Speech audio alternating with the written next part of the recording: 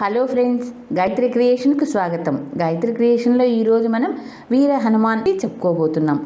హనుమంతుణ్ణి చంపేస్తామని ఆయుధాలు పట్టి లేచి నిలబడిన నిశుంభుడు మొదలైన రాక్షసులను కూర్చోమని చెప్పి విభీషణుడు రావణుడికి నమస్కరించి ఇలా అన్నాడు.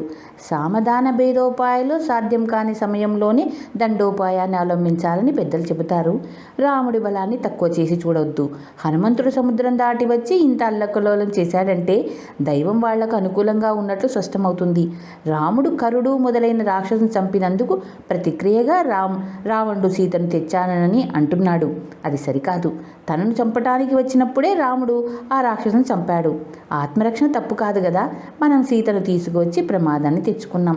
వైరం కలిగించేది ఎంత మంచిదైతే ఏం లాభం? మనం సీతను రాముడికి ఇచ్చేయాలి. మహాపరాక్రమశాలి అయిన రాముడితో అనవసరంగా వైరం తెచ్చుకోవటం దేనికి? రాముడు లంకా నగరాన్ని ముట్టడించక ముందే సీతను ఇచ్చేయటం మేలు. లేని పక్షంలో లంకకు రాక్షసులకు కూడా చేటు. నేను చెప్పినది నిజం, యథార్థం కూడాను. కోపం వల్ల సుఖము ధర్మము కూడా చెడతాయి. నేను చెప్పినట్టు చేస్తే అందరూ సుఖంగా ఉంటాము అన్నాడు. విభీషణుడి మాటలు రాముడికి నచ్చలేదు. అతను కోపంగా, నాకు ఎవరి భయం లేదు. రాముడు సీతను నా వద్ద నుంచి తీసుకుపోలేడు. దేవేంద్రుని తోడు తెచ్చుకున్న రాముడు యుద్ధంలో నా ముందు నిలవలేడు అన్నాడు. మర్నాడు రావణుడు యుద్ధతంత్రం గురించి మంత్రులతో ఆలోచించటానికి రత్నాలంకారాలు గల బంగారథం మీద ఆలోచన మందిరానికి బయలుదేరాడు. అతని వెంట ఆయుధాలు ధరించిన రాక్షసులు నడిచారు. అతను సభకు చేరుతూనే దూతలను పంపి రాక్షసులను పిలిపించాడు. రాక్షసులు వచ్చి ఆసనాల మీద దర్భాసనాల మీద కూర్చున్నారు. సభ నిశ్శబ్దంగా ఉంది. రావణుడు ఏం చెప్తాడోనని అందరూ ఆత్రంగా చూస్తున్నారు. రావణుడు ప్రహస్తుడి కేసి తిరిగి, సేనానాయక, పట్టణాన్ని మరింత శ్రద్ధగా కాపాడడానికి మంచి యోధులను నియమించు అన్నాడు. ప్రహస్తుడు అప్పటికప్పుడే పట్టణ రక్షణకు సైన్యాన్ని వినియోగించి, ఇంకా ఏం చేయమంటారు అని అడిగాడు. రావణుడు సభను ఉద్దేశించి ఇలా అన్నాడు. ధర్మార్థ కామ విషయాల్లో సంకటం కలిగినప్పుడు మంచి చెడ్డలు గ్రహించటంలో మీరు సమర్థులు. మీరు చేసిన నిర్ణయాలు ఎప్పుడు మంచి ఫలితాలనే ఇచ్చాయి. నేను చెప్పే విషయం కుంభకర్ణికి తప్ప మీ అందరికీ తెలిసిందే. అతను గడిచిన 6 మాసాలు నిద్రపోతూ ఉండి ఇప్పుడు ఇక్కడికి వచ్చి ఉన్నాడు. నేను దండకారణ్యం నుంచి రాముడి భార్య అయిన సీతను తెచ్చాను. సీత వంటి సౌందర్యవతి 3 లోకాల్లోనూ లేదు. తనను రక్షించడానికి రాముడు వస్తాడని ఆమె ఆశ కావచ్చు. కానీ సముద్రాన్ని దాటి రాముడు ఇక్కడికి ఎలా వస్తాడు? అయితే ఒకవేళ రామలక్ష్మణులు దాటి వస్తే ఏం చేయాలి? ఒక్క కోతి వచ్చి ఇంత బీభత్సం చేసిపోయింది కదా. అందుచేత కర్తవ్యం చక్కగా ఆలోచించండి. సముద్రం అవతలి ఒడ్డున రామలక్ష్మణులు, సుగ్రీవుడు, వానరసేనతోనూ ఉన్నారు. సీతని ఇచ్చేయకపోతే మీరు రామలక్ష్మణులను చంపలేరా? వానరసేన సముద్రాన్ని దాటి రాగలదా? అన్నీ ఆలోచించండి అన్నాడు. రావణుడి మాటలు అంటే కుంభకర్ణుడికి చాలా కోపం వచ్చింది. అతను రావణుతో, నువ్వు బలాత్కారంగా రాముడి భార్యను తెచ్చేటప్పుడు ఎవరితోనూ ఆలోచించావు కావు. ఇప్పుడు మాతో ఆలోచించేదేమిటి? ఇది చేతులు కాలాక ఆకులు పట్టుకున్నట్లుంది. సీతను ఎత్తుకురావటం ఎంత అపాయకరమో నువ్వు తెలుసుకోలేదు. కానీ అదృష్టవశాన రాముడు ఇప్పటిదాకా నేను చంపలేదు. ఇప్పుడు నీకేమీ భయం లేదు. నీ శత్రువులందరినీ నేను చంపుతాను. నేను ఇనుపగద తీసుకుని యుద్ధానికి పోతే ఇంద్రుడు కూడా పారిపోవలసిందే. నేను రామలక్ష్మణ్ణి చంపి వానరులను తినేస్తాను. నువ్వు నిశ్చింతగా ఉండు అన్నాడు. ఈ మాటలకు రావణుడు అలిగినట్లు మహాపాసుడికి తోచింది. రావణుడి అలక పోగొట్టడానికి అతను ఇలా అన్నాడు. సీత విషయంలో నీకు ఎలాంటి భయం వద్దు. నువ్వే అందరినీ ఆజ్ఞాపించగలవాడివి. నిన్ను అడ్డుకునేది ఎవరు? అందువల్ల ఏ ప్రమాదం వస్తుందోనని నువ్వు భయపడవలసిన అవసరం లేదు. ఈ కుంభకర్ణుడు ఇంద్రజిత్తుడు ఉండగా ఎవరు యుద్ధానికి వచ్చినా భయం లేదు అన్నాడు. ఈ మాటకు రావణుడు సంతోషించి మహాపాసుడితో, ఒక రహస్యం ఉన్నది. నేను ఒకసారి బ్రహ్మదేవుడి ఇంటికి పోతున్నప్పుడు పుంజకస్థల అనే అప్సరసను చూసి సభ్యత మీరి ప్రవర్తించాను. పుంజకస్థల ఈ విషయాన్ని బ్రహ్మతో చెప్పింది కాబోలు. ఆయన నన్ను హెచ్చరిస్తూ, పరస్త్రీని బలాత్కరిస్తే నా తల 100 చెక్కలైపోతుందన్నాడు. నాకున్న వేగము గమనము తెలియక రాముడు నా మీదికి వస్తున్నాడు. అతను అజ్ఞాని కావటం చేత మృత్యువుతో చెలగాటమాడుతున్నాడు అన్నాడు. కుంభకర్ణుడి మాటలు, రావణుడి మాటలు విన్న మీదట విభీషణుడు, రాక్షసరాజా, నువ్వు ఈ సీతను ఎందుకు కోరావు? ఆమె మహాసర్పం. ఆమె రొమ్ములో పగ ఉంది. చింత అనే విషం ఉంది. చిరునవ్వులో కూరలున్నాయి. ఆమె చేతి వేళ్లు పాము తలలు. వానర యోధులు లంకలో అడుగు పెట్టకముందే సీతను రాముడికి ఇచ్చేయి. ఈ కుంభకర్ణుడు కానీ, ఇంద్రజిత్తు కానీ, మహాపార్షుడు కానీ యుద్ధంలో రాముడి ముందు నిలవరు. రాముడు నిన్ను ప్రాణాలతో విడవడు అన్నాడు. ప్రహస్తుడు విభీషణుడి మాటలు కొట్టేసి రాముడికి ఎవరూ అడ్డులేరన్నాడు. ఇంద్రజిత్తు విభీషణుడికి భయం పట్టుకుందని ఆక్షేపించాడు. పులస్త వంశంలో నీ వంటి పరాక్రముడు శూన్యుడు మరొకడు లేడు. రామలక్ష్మణులను చంపడానికి రాక్షస వీరులో ఏ ఒక్కడైనా చాలు. నువ్వెందుకు భయపడుతున్నావు? ఇంద్రుని ఓడించి దేవతలను పీడించిన నేను మనుషులను జయించలేనా అని విభీషణుని అడిగాడు. నాయన, నువ్వు చెప్పే మాటలు రాక్షస వంశానికి చెడు తెస్తాయి. రాముడి బాణాల ముందు ఎవరూ నిలవలేరు. అతనికి సీతని ఇచ్చేయటం అన్ని విధాలా మంచిది అన్నాడు విభీషణుడు. రావణుడిక సహించలేక విభీషణుని నానా మాటలు అని, నువ్వు నా తమ్ముడివి గనక బతికిపోయావు, ఈ మాటలే ఇంకొకడు అన్నట్లు ఉంటే ఈ క్షణమే ప్రాణాలు తీసి ఉందును అన్నాడు. విభీషణుని కోపం వచ్చింది. అతను రావణుడితో, నువ్వు నాకు అన్నవు, తండ్రి వంటి వాడవు. నీ క్షేమం కోరి చెప్పిన మాటలు నీకు రుచించలేదు. నీకు రుచించే మాటలు చెప్పేవాళ్ళు చాలామంది ఉంటారు. నేను నీకు కోపం తెప్పించినందుకు క్షమించు. నేను వెళ్ళిపోతున్నాను కనుక నువ్వు సుఖంగా ఉండు. నిన్ను నువ్వు రక్షించుకో, ఈ రాక్షసులను లంకా పట్టణాన్ని రక్షించుకో అన్నాడు. విభీషణుడు తన గద తీసుకొని మరి 4 రాక్షసులతో సహా ఆకాశంలోకి లేచి రామలక్ష్మణుల చోటికి వచ్చేశాడు. వాళ్ళు ఆకాశ మార్గాన తమకేసి వస్తుండటం వానర్లకు కనిపించింది. వచ్చేవాళ్ళు తమ రహస్యాలు తెలుసుకోవటానికి, తమను చంపటానికో వస్తున్నారని సుగ్రీవుడికి అనుమానం కలిగింది. అతను ఆ మాట హనుమంతుడు మొదలైన వాళ్లతో అనేసరికి వాళ్ళు చెట్లు రాళ్ళు తీసుకొని వచ్చే వాళ్ళని చంపటానికి సుగ్రీవుడి అనుమతి కోరారు. విభీషణుడు అతని వెంట ఉన్న అసలుడు, శరవుడు, సంపాతి, ప్రగరుడు అనే రాక్షసులు ఆకాశంలోనే నిలిచారు. విభీషణుడు సుగ్రీవుడును వానరులను గట్టిగా ఇలా అన్నాడు. దుర్మార్గుడు రాక్షసరాజు అయిన రాముడికి నేను తమ్ముణ్ణి. నా పేరు విభీషణుడు. రావణుడు జటాయువును చంపి జనస్థానం నుంచి సీతను తెచ్చాడు. ఆ సీత ఎంతో దుఃఖిస్తూ రాక్షస స్త్రీల రక్షణలో ఉంది. సీతను రాముడికి ఇచ్చేయమని నేను అతనితో మంచిగా ఎన్నోసార్లు చెప్పాను. విధి తరుముతూ ఉండటం చేత ఔషధం లాంటి నా హితవు అతనికి రుచించలేదు. పైపెచ్చు నన్ను నానా మాటలు అని సేవకునిలాగా అవమానించాడు. అందుచేత నేను నా భార్యాపుత్రులను విడిచిపెట్టి రాముడి శరణు కోరి వచ్చాను అన్నాడు. ఈ మాట విని సుగ్రీవుడు రాముడితో, రావణి తమ్ముడు విభీషణుడనేవాడు 4 రాక్షసుల వెంట పెట్టుకుని నీ శరణు కోరి వచ్చాడు. జాగ్రత్త, ఈ రాక్షసులు మాయగలవారు, కామరూపులు, సూరులు, చిత్తుల్లో ఆరితేరిన వాళ్ళు. వాళ్ళని నమ్మరాదు. ఈ విభీషణుడు రావణుడు పంపిన చారుడు కావచ్చు. అతను మనలో వాడుగానే ఉంటూ మన మధ్య విభేదాలు కలిగించవచ్చు, లేదా అవకాశం చూసుకొని మనల్ని చంపవచ్చు.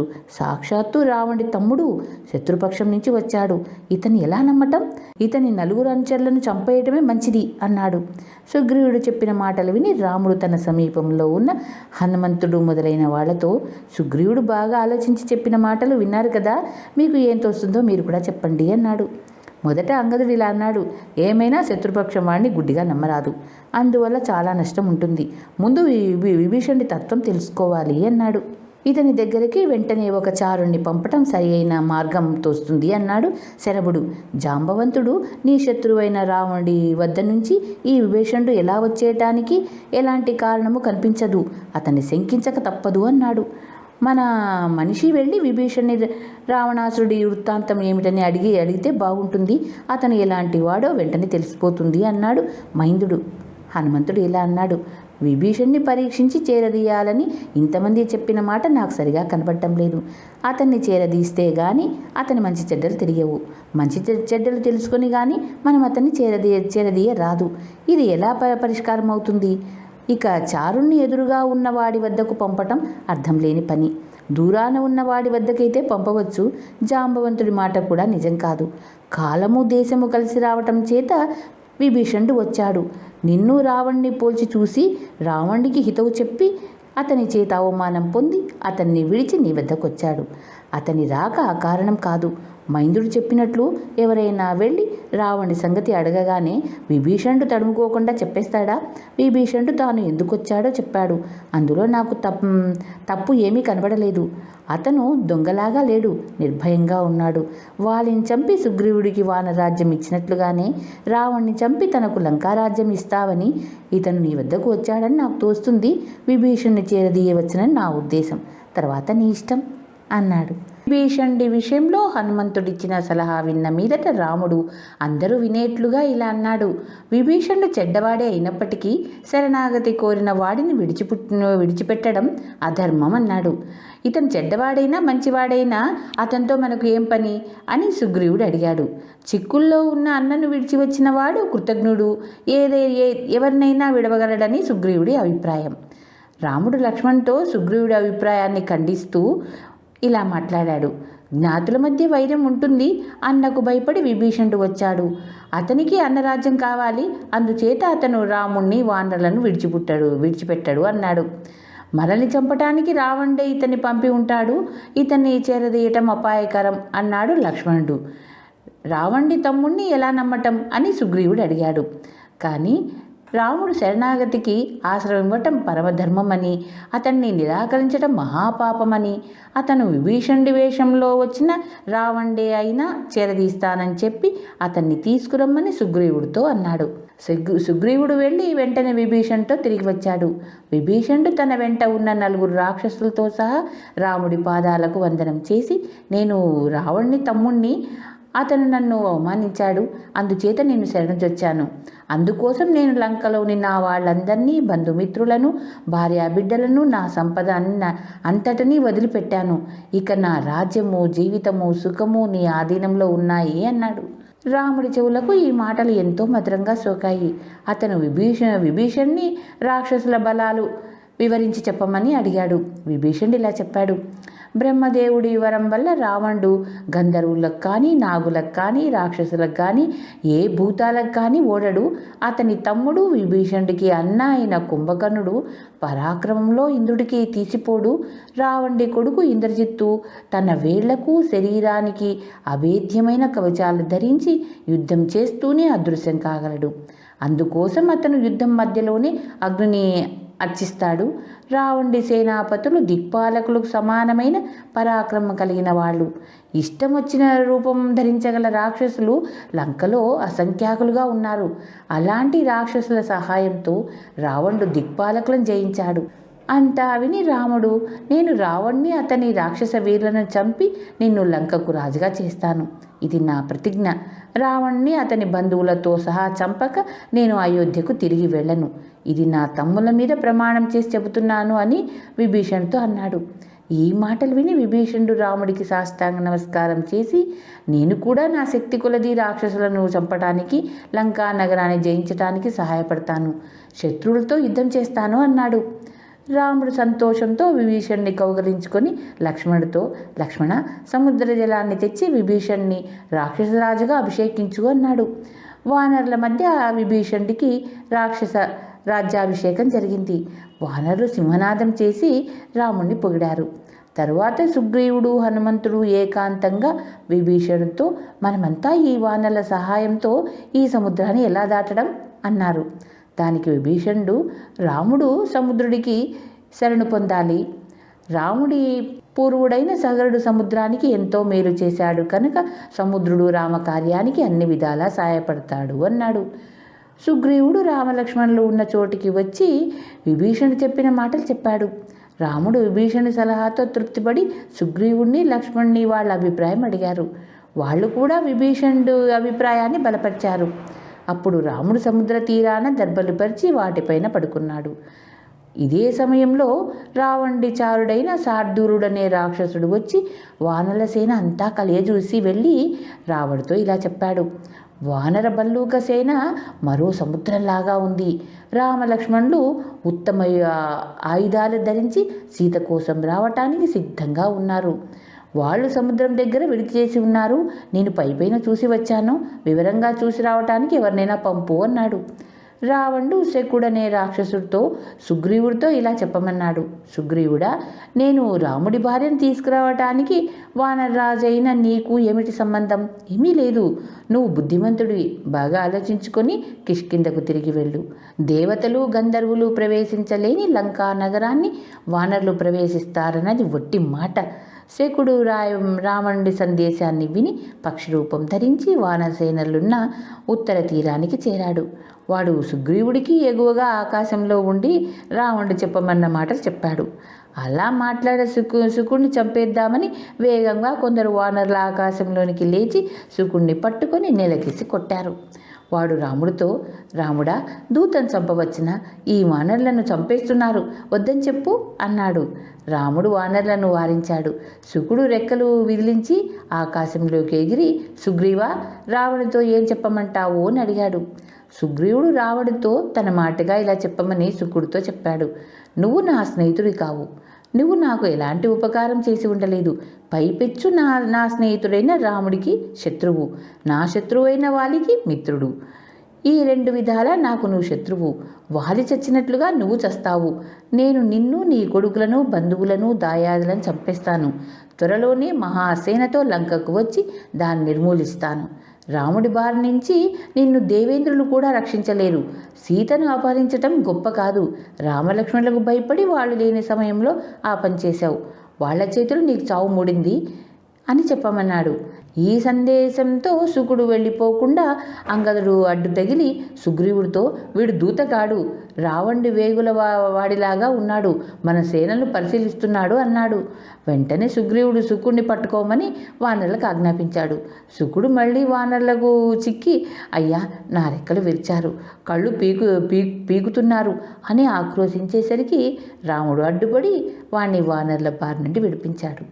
తరువాత రాముడు సముద్ర తీరాన దర్భలు పరిచి సముద్రానికి నమస్కారం చేసి చెయ్యి తల కింద పెట్టుకొని దర్భల మీద పడుకున్నాడు. అతని ముఖం సముద్రం కేసి ఉంది. అతను అలా పడుకొని సముద్రాన్ని ధ్యానిస్తూ 3 రాత్రులు గడిపాడు. కానీ సముద్రుడు ప్రత్యక్షం కాలేదు. రాముడికి కోపం వచ్చింది. కళ్ళు ఎర్రబడ్డాయి. అతడు లక్ష్మణుడితో, ఈ సముద్రుడు ఎందుకు రాడు? అతడికి ఎంత గర్వం! నా బాణాలతో ఈ సముద్రంలోని ప్రాణులన్నింటినీ చంపి సముద్రాన్ని అల్లకల్లోలం చేస్తాను. నా విల్లు బాణాలు తీసుకురా అని గట్టిగా అరిచాడు. లక్ష్మణుడు వాటిని తెచ్చి ఇచ్చాడు. రాముడు విల్లు ఎక్కుపెట్టి వజ్రాయుధం లాంటి బాణాలు సముద్రం మీద ప్రయోగించాడు. అవి సముద్ర జలంలో ప్రవేశించి తరంగాలుగా పొగలుగా భయంకరంగా లేచాయి. రాముడు ఇంకా బాణాలు వేయబోవటం చూసి, ఇలా అయితే 3 లోకాలు మండిపోతాయనుకొని, వద్దు వద్దు, మరి బాణాలు వేయకు అంటూ రాముడు విల్లు పట్టుకున్నాడు లక్ష్మణుడు. అయితే ఇంకా సముద్రుడు కనిపించలేదు. అందుచేత రాముడు సముద్రుడితో, ఓ సముద్రుడా, నిన్ను నా బాణాలతో ఎండగట్టేసి ఎడారి చేస్తాను. నా బల పరాక్రమాలు నువ్వు ఊహించును కూడా ఉండలేదు. నీ అజ్ఞానికి కారణం నీలో ఉన్న దానవులతో నువ్వు చేసిన స్నేహం అయి ఉంటుంది అన్నాడు. ఇలా అని రాముడు తన వింటికి బ్రహ్మాస్త్రం సంధించి చెవిదాకా లాగి విడవడానికి సిద్ధంగా ఉండగా ఆకాశము భూమి దద్దరిల్లాయి. కొండలు గజగజలాడాయి. ఒక్కసారిగా చీకటి కమ్మినట్లయింది. ఆకాశంలో ప్రచండమైన వాయువులు వీచాయి.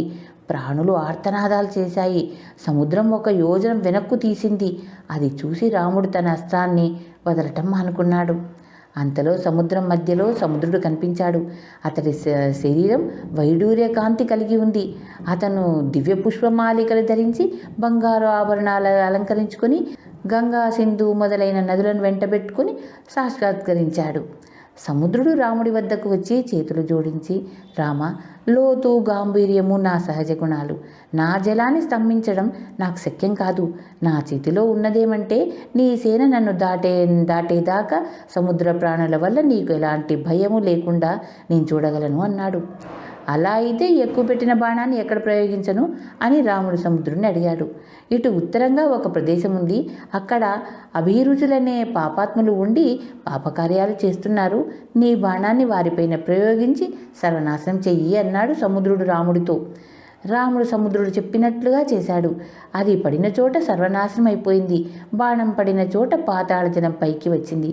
దానికి ప్రణవకూపమని పేరు. తరువాత సముద్రుడు రాముడితో, నలుడు అనే వానరుడు విశ్వకర్మ కొడుకు.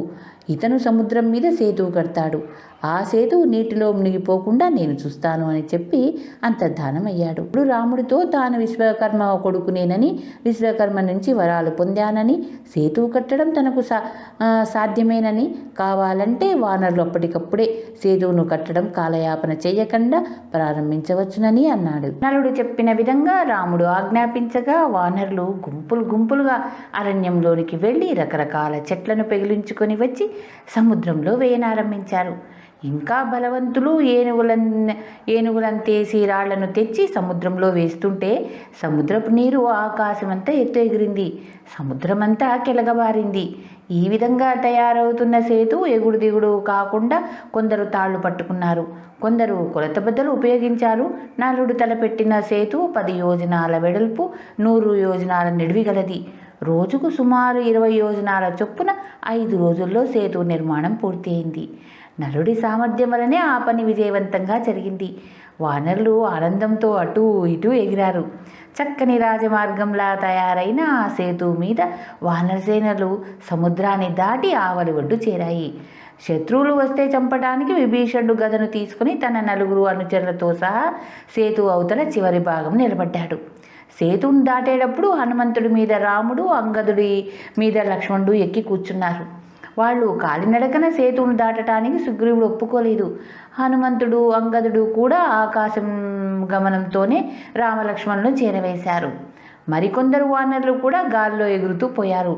వానరులు అధిక సంఖ్యలో ఉండడం చేత రద్దీ ఎక్కువై కొందరు సముద్రంలో పడిపోయి పైకి వచ్చారు. సేతువు దాటేటప్పుడు వానరులు చేసిన కోలాహలంలో సముద్రం ఘోష కూడా వినిపించలేదు. సముద్రం అవతల ఒడ్డున సమృద్ధి గల అరణ్యాలు, వానరసేన విడిది చేయడానికి తగిన ప్రదేశాలు ఉన్నాయి. కానీ రాముడు వెంటనే లంకానగరం కేసి వానరసేవను నడిపించ నిర్ణయించాడు. రాముడు ముందు నడవగా వానరులు సింహనాదం చేస్తూ లంకానగరానికి బయలుదేరారు. వానరుల ఉత్సాహం చూసి రాముడు సంతోషించాడు. వానరసేన లంకానగరం బయట విడియగానే నగరం నుంచి బేరులు ధ్వనులు, మృదంగ ధ్వనులు, రాక్షసుల ఆర్భాటాలు వినవచ్చినాయి. వానరులకు కోపం వచ్చి అంతకంటే గట్టిగా సింహనాదాలు చేశారు. లంకలో ధ్వజాల మీద ఎత్తిన రకరకాల పతాకాలను చూస్తూ రాముడు సీతను తలుచుకొని దుఃఖించాడు. అతడు లక్ష్మణ్తో త్రికూట పర్వతం మీద ఆకాశాన్ని అంటుతున్నట్టుగా విశ్వకర్మ నిర్మించిన లంకానగరాన్ని చూడు అన్నాడు. తరువాత అతను వానరసేవను వ్యూహంగా ఎలా అమర్చాలో చెప్పాడు. అంగదుడు నీలుడితో సహా తన సేనను వ్యూహం మధ్యలో ఉంచాలి. వృషభుడు అతని సేన కుడి పార్శ్వంలో ఉంటారు.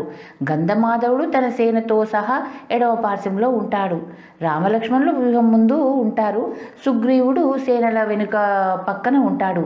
మొత్తం వానర సేన గరుడ వ్యూహంలో అమర్చబడింది. లంకను పిండి కొట్టాలని వానరులకు మహా ఆత్రంగా ఉంది.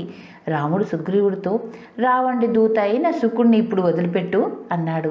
వానరులు చేత నానా బాధలు పడి ప్రాణభయంతో కొట్టుకుంటున్న శుకుడు తనను సుగ్రీవుడు విడిచిపెట్టగానే వేగంగా రావణుడి వద్దకు వెళ్ళాడు. రావణుడు శుకుని చూసి నవ్వుతూ, రెక్కలు తెగినట్టుగా కనబడుతున్నాయి, వానరులకు దొరికిపోలేదు కదా అని అడిగాడు. శుకుడు రావణుడితో ఇలా అన్నాడు, నేను సముద్రం అవతలి గట్టుకు ఎగిరి వెళ్ళి సుగ్రీవుడితో నువ్వు చెప్పమన్న మాటలు పొల్లు పోకుండా చెప్పాను. వానరుల కోపం వచ్చి ఎగిరి నన్ను పట్టుకుని చిత్రహింసలు పెట్టారు. ఆ వానరులు మాట్లాడరు, మాట్లాడితే వినరు. వాళ్ళ నుంచి జవాబు సంపాదించడం ఎలా? వాళ్ళు ముక్కోపులు, క్రూరులు. సముద్రానికి సేతువు కట్టి సముద్రం దాటి రాముడు లంకాద్వారాన్ని చేరాడు. ఎలుగుబంట్లు, వానరులు నేల ఈనట్లుగా భూమెంతా ఆక్రమించి ఉంది. వానరులకు రాక్షసులకు యుద్ధం తప్పదు. వానరులు ఏ క్షణానైనా లంకా ప్రాకారాలను ఎక్కవచ్చు. ఇస్తే సీతను రాముడికి ఇయ్యి, లేదా యుద్ధం చెయ్యి అన్నాడు. ఈ మాట వినగానే రాముడికి కోపంతో కళ్ళెర్రబడ్డాయి.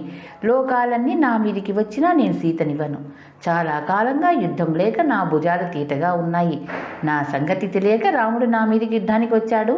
నా బాణాల దెబ్బ అతను ఎరగడు అన్నాడు రావణుడు.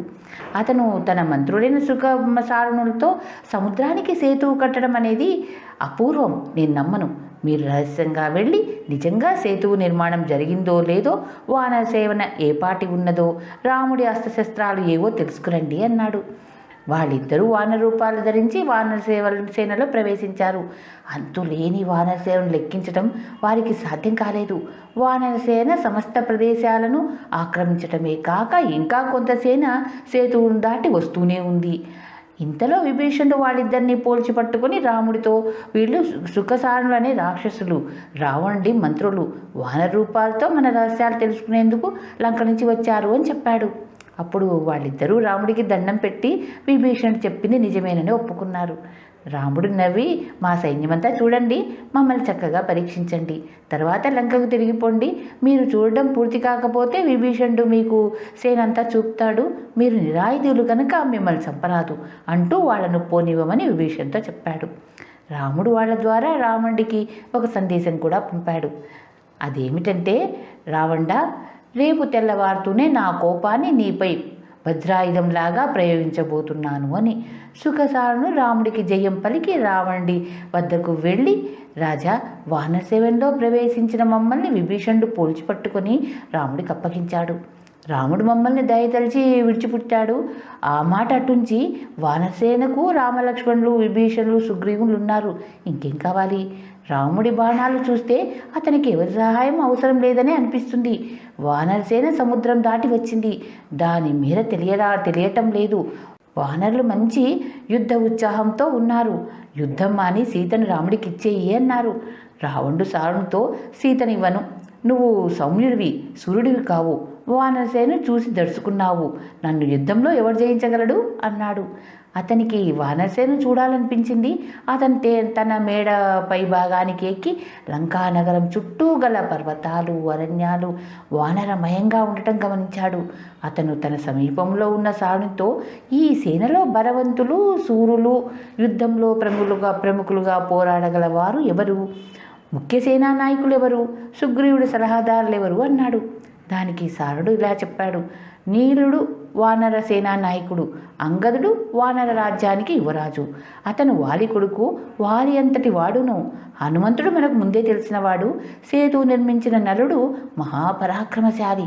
అతని వెంట ఉన్న వానరసేన జయించరానిది. ఈ తెల్లని వానరేశ్వరుడు శ్వేతుడు, యుద్ధంలో మహాభయంకరుడు. ఎరుపు పసుపు వెంట్రుకలతో తోకతో గల వాడు కుముదుడు.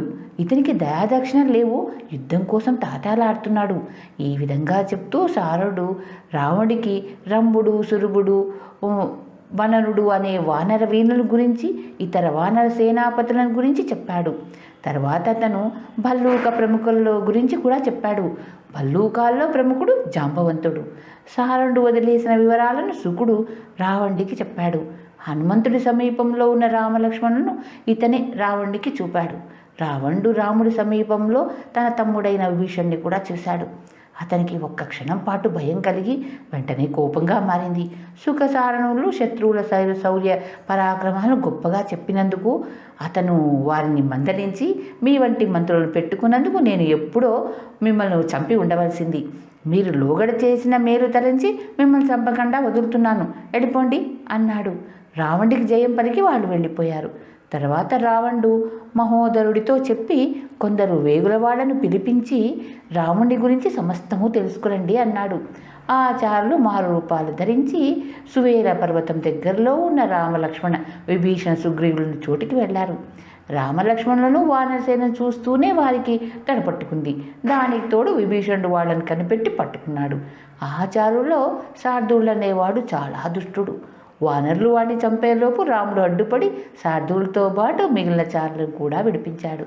వాళ్ళు కొద్ది దెబ్బలతో తప్పించుకొని లంకకు తిరిగి వెళ్ళారు. శార్దూలను చూసి రావణుడు ఏదో జరిగిందని గ్రహించాడు. వాడు రావణుడితో, వానరుల గురించి తెలుసుకోవటం ఎంత మాత్రం సాధ్యం కాదు. నేను విభీషణుడి అనుచరులకు దొరికిపోయాను. తర్వాత వానరులు నన్ను నానా హింసలు పెట్టారు. రాముడు నన్ను వానరుల బారి నుంచి రక్షించాడు. అదృష్టం బాగుండి బతికి బయటపడ్డాను. రాముడు లంకను ముట్టడించడానికి సిద్ధంగా ఉన్నాడు. సీతను రాముడికి ఇవ్వటమో యుద్ధానికి సిద్ధం కావటమో చేయటం మంచిది అన్నాడు. రావణుడు సీతనివ్వనని మళ్ళీ చెప్పి వానర ప్రముఖులను గురించి శార్దూలుడి ద్వారా తెలుసుకున్నాడు. తరువాతను విద్యుజ్జుముడనే రాక్షసుని వెంట పెట్టుకుని సీత ఉండే చోటికి బయలుదేరాడు. అతను విద్యుజ్జుముడితో, నువ్వు నీ మాయ చేత రాముడి తల ఒకటి కల్పించు, దానితో పాటు ఒక గొప్ప ధనస్సు, బాణాలు తయారు చేయి, వాటితో మనం సీతను మోసం చేద్దాం అన్నాడు. విద్యుజ్జుడు సరేనన్నాడు. రావణుడు వాడికి తన ఆభరణం ఒకటి తీసి బహుమానంగా ఇచ్చాడు. రావణుడు అశోకవనంలో ఉన్న సీతను చూడబోయేసరికి ఆమె భయంకరమైన రాక్షస్త్రీల నడుమ తల వంచి కన్నీరు కాచుతూ రాముని గురించి ఆలోచిస్తూ కూర్చొని ఉంది. ఎంతో మంచి శుభవార్త తెచ్చిన వాడిలాగా అభినయిస్తూ రావణుడు ఉత్సాహంగా సీతతో, అయిపోయింది, నీ రాముడు యుద్ధంలో చచ్చిపోయాడు. ఇక నువ్వు నా భార్యవు కావటానికి ఎలాంటి అడ్డంకి లేదు. నా భార్యలందరి మీద నిన్ను పెద్ద భార్యను చేస్తాను. రాముడు ఎలా చచ్చాడో చెబుతాను విను. రాముడు వానరసేనతో సముద్రాన్ని దాటి విడిది చేశాడు. ప్రయాణపు బడలిక చేత అందరూ గాఢ నిద్రలో ఉండగా ప్రహస్తుడు పెద్ద రాక్షస సేనతో వెళ్ళి వానరసేన నాశనం చేశాడు. రాముడు నిద్రపోతుండగా ప్రహస్తుడే అతని తలను నరికాడు. పారిపోదామని ఆకాశంలోనికి ఎగిరిన విభీషణ్ణి రాక్షసులు పట్టుకున్నారు. లక్ష్మణుడు కొందరు వానరులు పరిగెత్తారు. సుగ్రీవుడు, హనుమంతుడు, జాంబవంతుడు మిగిలిన వానరులు తలలు తెగి చచ్చిపడి ఉన్నారు. వానరుల శవాలు అంతటా కుప్పలు కుప్పలుగా పడి ఉన్నాయి అన్నాడు. తరువాత అతను ఒక రాక్షసునితో రాముడి తలను తీసుకొచ్చిన వాణ్ణి పిలుచుకురా అని సీత వినేలాగా గట్టిగా అన్నాడు. రాముడి తలను విల్లును తీసుకువచ్చిన ఆ రాక్షసుడు రావణుడికి నమస్కరించి నిలబడ్డాడు. రావణుడు వాడితో, ఆ రాముడి తల సీత ముందు ఉంచు. ఈ నిర్భాగ్యురాలు తన భర్త గతి చివరకు ఎలాగైందో చూసుకొని అన్నాడు.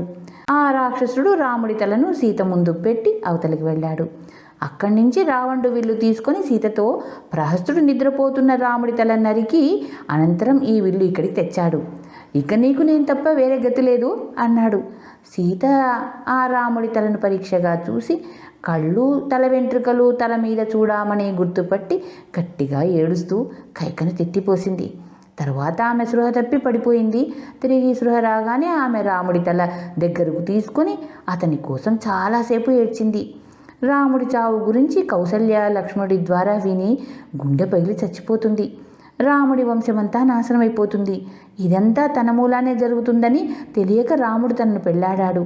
ఆమె రావణ్తో, నన్ను తీసుకుపోయి ఆ రాముడి మీద పడేసి భార్యాభర్తలను ఏకం చేసి పుణ్యం కట్టుకో, నేను రాముడితో సహగమనం చేస్తాను అంటూ బోరున ఏడ్చింది. ఆమె అలా ఏడుస్తుండగా ఒక రాక్షసుడు వచ్చి రావణుడికి నమస్కరించి సేనాపతి అయిన ప్రహస్తుడు వచ్చి ఉన్నాడని చెప్పాడు. అతని వెంట మంత్రులందరూ ఉన్నారట. ఆ మాటలు వింటూనే రావణుడు బయలుదేరి తన మంత్రులను చూడబోయాడు. అతను అలా వెళ్ళగానే రాముడి తల విల్లు అంతర్ధానమయ్యాయి. ఇంతలో విభీషణుడి భార్య అయిన సరమ సీత వద్దకు వచ్చింది. సరమ చాలా మంచిది. ఆమె సీత పట్ల చాలా స్నేహంగా ఉండేది. ఆమె సీతను ఊరడిస్తూ రావణుడి భయాన్ని కూడా లక్ష్య పెట్టకుండా చాటున ఉండి, నీకు రావణుడికి జరిగిన సంభాషణ అంతా విన్నాను. రావణుడు అకస్మాత్తుగా ఎందుకు వెళ్ళాడో తెలుసా? ఆ బేరీల మూత విన్నావా? సైనికులను సన్నద్ధం చేస్తున్నారు. యుద్ధానికి ఏనుగులను, గుర్రాలను సిద్ధం చేస్తున్నారు. రావణుడు రాముడితో యుద్ధానికి తయారవుతున్నాడు. రామలక్ష్మణులు రాక్షసులందరినీ చంపి నీ కష్టాన్ని గట్టెక్కిస్తారు అన్నది. ఈ మాటలకు సీత ఆవేదన కొంతవరకు చల్లబడింది.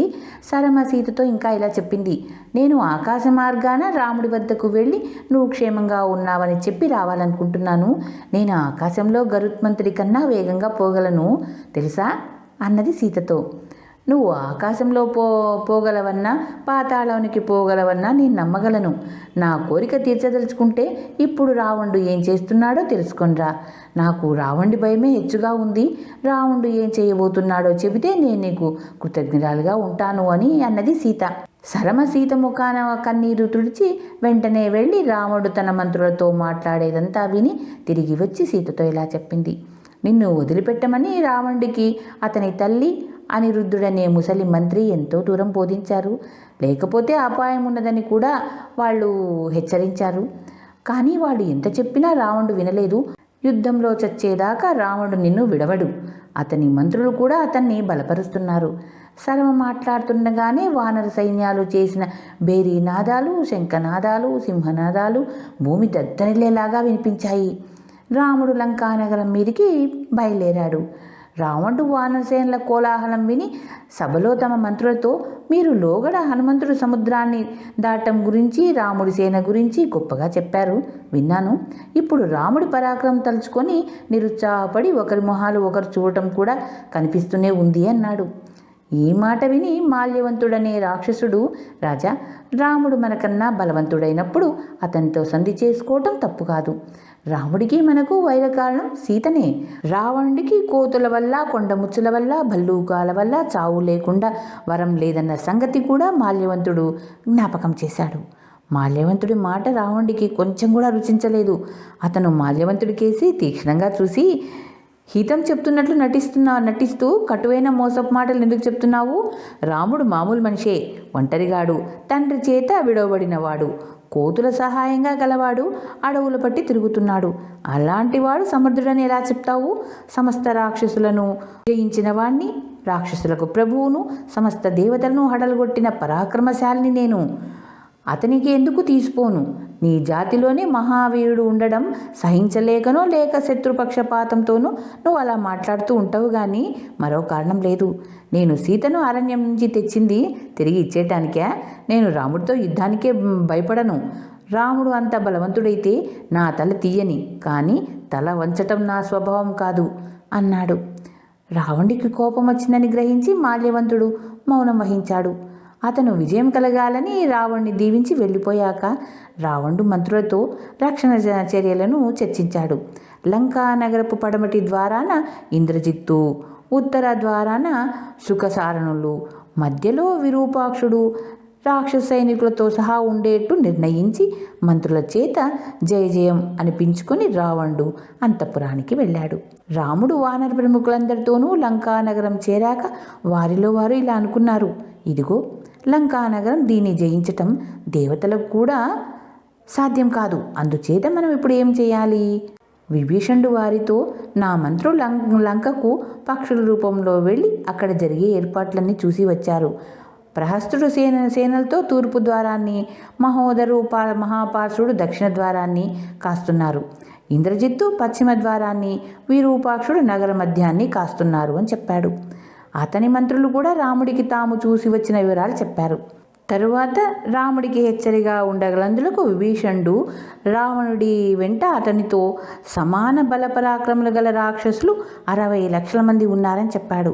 తన వీరులు ఎవరితో యుద్ధం చేయాలో రాముడు చెప్పాడు. నలుడు తూర్పు ద్వారం వద్ద ఉన్న ప్రహస్తుడితోనూ, అంగదుడు దక్షిణ ద్వారం వద్ద ఉన్న మహాపార్షుడితోనూ, మహాయోధులతోనూ, హనుమంతుడు పడమటి ద్వారం దగ్గర ఉత్తర ద్వారం వద్ద ఉన్న రావణునితో రాముడు యుద్ధం చేయాలి. అతని వెంట లక్ష్మణుడు కూడా ఉంటాడు. సుగ్రీవుడు, జాంబవంతుడు, విభీషణుడు మధ్యసేనలో యుద్ధం చేస్తారు. యుద్ధం అప్పుడు వానరులు మనుష్య రూపాలు ధరించరాదు. అలా అయితే గాని ఎవరు మనవాళ్ళో తెలియదు. రామలక్ష్మణుడు, హనుమంతుడు, సుగ్రీవుడు, నీలుడు, అంగదుడు, విభీషణుడు మాత్రమే మనుష్య రూపాలతో యుద్ధం చేస్తారు. ఇలా నిర్ణయించిన అనంతరం రాముడు లక్ష్మణుడితో సహా మహా అందమైన సువేల పర్వతం ఎక్కాడు. అతని వెంట విభీషణుడు మొదలైన వాళ్ళు కూడా ఎక్కి ఆ రాత్రి అక్కడ గడప నిశ్చయించారు. సువేల పర్వతం శిఖరం మీద నుంచి చూస్తే త్రికూట పర్వతం మీద నిర్మించిన లంకా నగరం కనబడుతుంది. రాముడు మొదలైన వాళ్ళు లంకా నగరాన్నే కాక అందులో ఉన్న రాక్షసులను కూడా చూశారు. వానరులు సింహనాదాలు చేశారు. ఇంతలో సూర్యుడు అస్తమించాడు. అందరూ ఆ రాత్రి సువేల పర్వత శిఖరం మీదనే గడిపారు. మర్నాడు తెల్లవారగానే వారికి లంకలోని వనాలు, ఉపవనాలు ఎంతో అందంగా కనిపించాయి. లంకకు అంతటికీ ఎత్తైనది రావణుడి ఇల్లు. దాని చుట్టూ ఎత్తైన చైతన్య ప్రాసాదాలు ఉన్నాయి. అంతలో సుగ్రీవుడికి రావణుడు కనిపించాడు. సుగ్రీవుడు అతనితో, రావణుడా, నేను రాముడి స్నేహితుణ్ణి, బంటుని కూడా, నేను విడిచిపెట్టను అన్నాడు. నీ పేరు మంచి కంఠం గలవాడు, కానీ నీకు అసలు కంఠమే లేకుండా చేస్తాను అంటూ రావణుడు సుగ్రీవుడి మీదికి లంఘించాడు. ఇద్దరు భయంకరంగా పోట్లాడుకున్నారు. చాలాసేపు ఇద్దరూ సమంగా పోరాడారు. కానీ క్రమంగా రావణుడికి ఆయాసం వచ్చి అతను మాయలకు దిగాడు. అది గ్రహించిన సుగ్రీవుడు చప్పున ఆకాశంలోనికి ఎగిరాడు. అతను తిరిగి వస్తాడని రావణుడు అనుకున్నాడు. కానీ సుగ్రీవుడు వెళ్ళి రాముడి పక్కన వాలాడు. రాముడు సుగ్రీవుని మందలిస్తూ, నాతో చెప్పకుండా ఎందుకు ఇలా చేశావు? రాజులు సాహసాలు చేయరాదు. నీకేమైపోతుందోనని మేమంతా ఎంతో భయపడ్డాం. నీకు అపాయం కలిగి ఉంటే మా గత ఏమైపోయి ఉండేది? రావణ్ణి బంధువులతో సహా చంపి విభీషణుడికి పట్టం కట్టి అయోధ్యకు తిరిగి పోవాలన్నది నా సంకల్పం అన్నాడు. సీతను ఎత్తుకుపోయిన ఆ దుర్మార్గుడు కనబడితే ఎలా సహించి ఊరుకోను అన్నాడు సుగ్రీవుడు. అందరూ పర్వతం దిగి వచ్చారు. రాముడు లంక మీదికి యుద్ధానికి పోవటానికి తొందరపడ్డాడు. అతని వెనుకగా విభీషణుడు, సుగ్రీవుడు, హనుమంతుడు, జాంబవంతుడు, నలుడు, సువేనుడు, నీలుడు, లక్ష్మణుడు నడిచారు. వారి వెనుక మహాసముద్రం లాంటి వానరసేన కదిలింది. రామలక్ష్మణులు లంకా నగరపు ఉత్తర ద్వారాన్ని ముట్టడించారు. దాన్ని రావణుడు స్వయంగా రక్షిస్తున్నాడు. అక్కడ అంతులేని రాక్షస ఆయుధాలు, కవచాలు ఉన్నాయి. అనుకున్న ప్రకారం మిగిలిన ద్వారాల ముట్టడి కూడా అదే విధంగా జరిగింది. సుగ్రీవుడు అవసరాన్ని బట్టి సహాయపడటానికి ఉత్తర పశ్చిమ ద్వారాల మధ్య పెద్ద సేనతో ఉన్నాడు. వానరులు యుద్ధం చేయటానికి చెట్లు రాళ్ళు పట్టుకున్నారు. మొత్తం వానర సేన లంకను చుట్టుముడుతుంది. వాళ్ల మూలాన త్రికూట పర్వతం కనబడడం లేదు. ఇక వాళ్ల కోలాహలం మాట చెప్పనే అవసరం లేదు.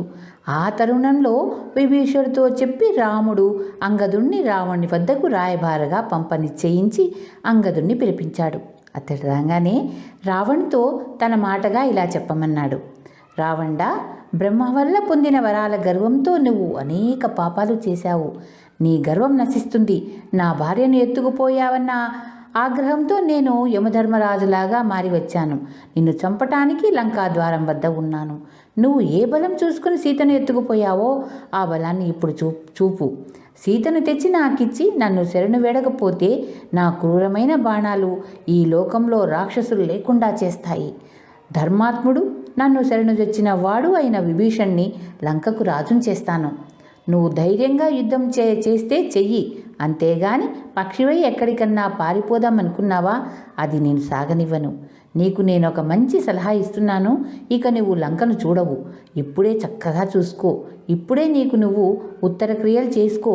నీ ప్రాణాలు నా చేతిలో ఉన్నాయి అని చెప్పమన్నాడు. తార కొడుకైన అంగదుడు రాముడిచ్చిన ఈ సందేశం తీసుకొని ఆకాశ మార్గాన అతి శీఘ్రంగా రావణుడి ఇంటికి వెళ్ళి మంత్రులతో కూర్చొని ఉన్న రావణ్ణి చూశాడు. రావణుడు అతడి చుట్టూ ఉన్న మంత్రులు ప్రశ్నించకముందే అతను రాముడికి తన పేరు చెప్పుకొని రాముడి సందేశం వినిపించాడు. అతి పరుషమైన ఆ సందేశం విని రావణుడికి కోపం వచ్చింది. ఆ కోపంలో అతను కళ్ళెర చేసి ఈ దుర్మార్గుడిని వెంటనే పట్టి చంపండి అని మళ్ళీ అన్నాడు.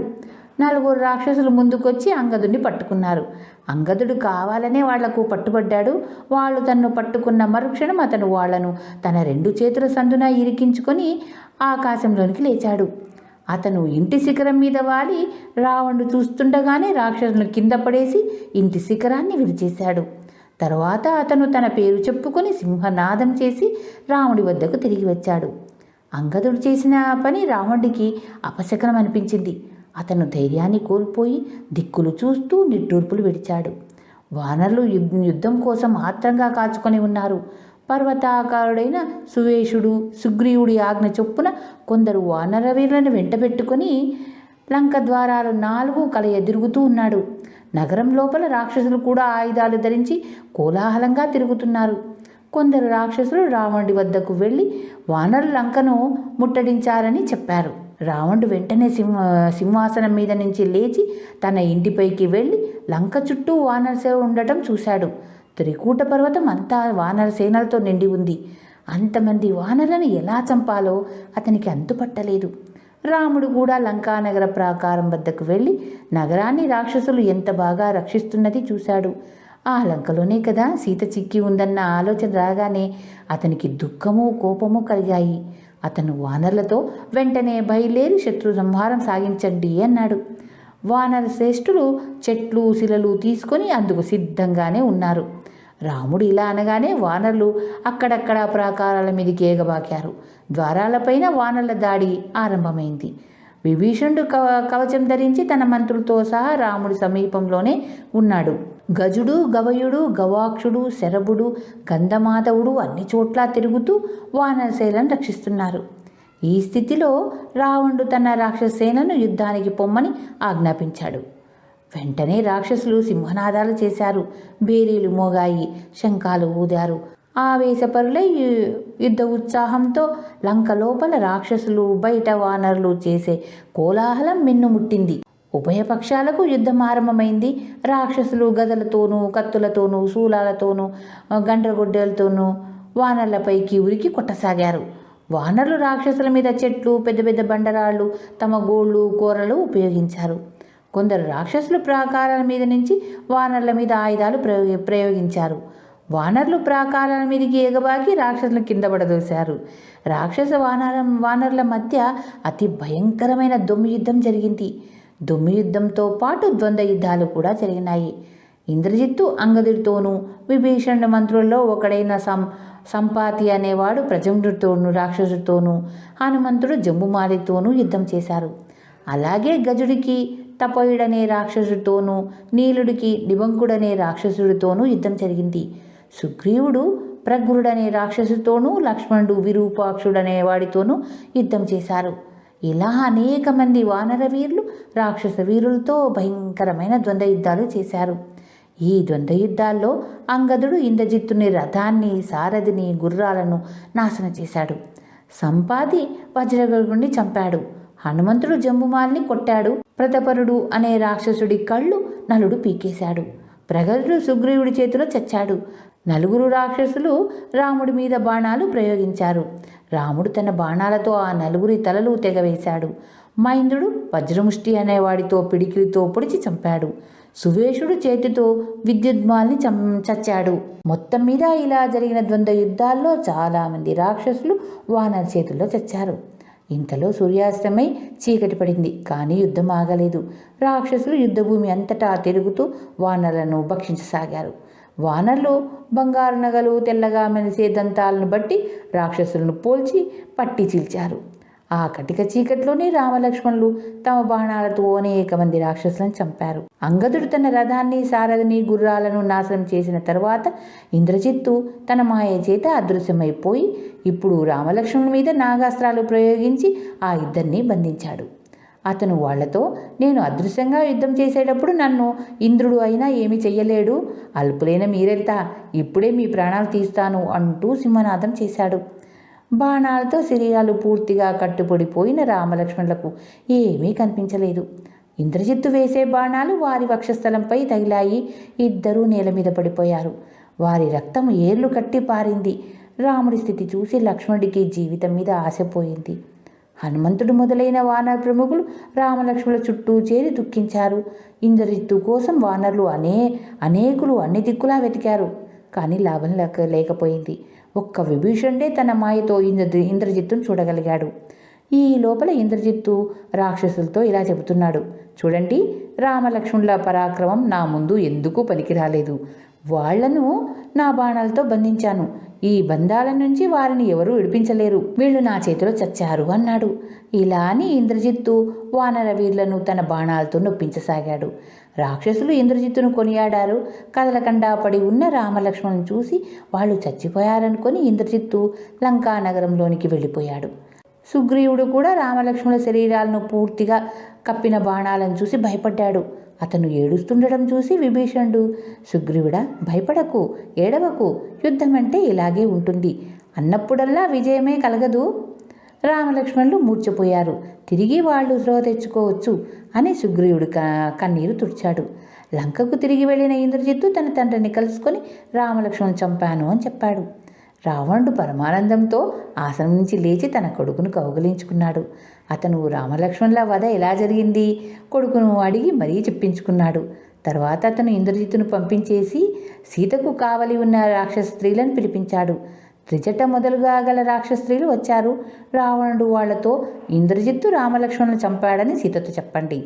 ఆమెను పుష్పక విమానంలో తీసుకుపోయి చచ్చిపడి ఉన్న రామలక్ష్మణులను చూపించండి. ఇక సీత రాముడి మీద ఆశ వదులుకొని చక్కగా అలంకరించుకొని నన్ను చేరవచ్చు అన్నాడు. రాక్షస స్త్రీలు పుష్పక విమానాన్ని తీసుకుని అశోకవనంలో ఉన్న సీత వద్దకు వచ్చి సీతను త్రిజటతో పాటు అందులో ఎక్కించి రామలక్ష్మణులను చూపించడానికి తీసుకుపోయారు. రావణుడు లంకలో జెండా ఎగురవేయించి అలంకరించడానికి ఉత్తర్వులు ఇచ్చాడు. ఇంద్రజిత్తు రామలక్ష్మణులను చంపినట్లు చాటింపు వేయించాడు. సీత రాక్షసులను చూసింది. వాళ్ళు మహా ఆనందంతో ఉన్నారు. వానరులు దుఃఖంలో ఉండటం కూడా ఆమె చూసింది. బాణాలు శరీరమంతా కప్పి నేల మీద పడి ఉన్న రామలక్ష్మణులు కూడా ఆమె చూసింది. ఆమెకు దుఃఖం ఆగలేదు. రామలక్ష్మణులు చచ్చిపోయారనుకొని సీత చాలా దుఃఖించింది. ఆమెకు లోగడ జ్యోతిష్కులు తాను పుత్రవతి అవుతుందని, తనకు వైధవ్యం లేదని, తన భర్త అశ్వమేధ యాగం చేస్తాడని, తాను సామ్రాజ్యానికి పట్టమహిషి అవుతుందని, ఎందుకంటే ఆమె పాదాల్లో పద్మరేఖలున్నాయని ఏమేమో చెప్పారు. అవన్నీ ఇప్పుడు అబద్ధమయ్యాయి. ఈ విధంగా దుఃఖించే సీతను ఊరడిస్తూ త్రిజట రామలక్ష్మణులు చావలేదని, మూర్ఛలో ఉన్నారని చెప్పింది. రాక్షస స్త్రీలు సీతను పుష్పక విమానంలో అశోకవనానికి తిరిగి తీసుకుపోయారు. తర్వాత రామలక్ష్మణులో రాముడు ముందు మూర్ఛ నుంచి బయటపడ్డాడు. అయితే అతను ఇంకా పాశాలకు కట్టుబడే ఉన్నాడు. చచ్చినట్టు పడి ఉన్న లక్ష్మణ్ణి చూసి అతను చాలా శోకించాడు. లక్ష్మణుడు చచ్చిపోతే తాను బతికి ఉండటం అసాధ్యమని, విభీషణ్ణి రాక్షసాలు చేస్తానన్న మాట నిలబెట్టుకునే అవకాశం తనకు లేకుండా పోయిందని, సుగ్రీవుడు మొదలైన వానరసేనలతో కిష్కింధకు వెళ్ళిపోవటం మంచిదని రాముడు అన్నాడు. అతను శోకిస్తూ ఉంటే వానర ప్రముఖులంతా అతనితో పాటు శోకించారు. ధన్యవాదాలు. చివరిగా మీకో మాట, నా ఛానల్లోని కథలు మరియు వంటలు మీకు నచ్చినట్టయితే ఓ లైక్ చేయండి. మీ బంధువులకు, స్నేహితులకు, తెలిసిన వాళ్లకు షేర్ చేయండి. మరిన్ని టేస్టీ వంటల కోసం, మరిన్ని మంచి మంచి కథల కోసం గాయత్రి క్రియేషన్ సబ్స్క్రైబ్ చేసుకోండి. ధన్యవాదాలు.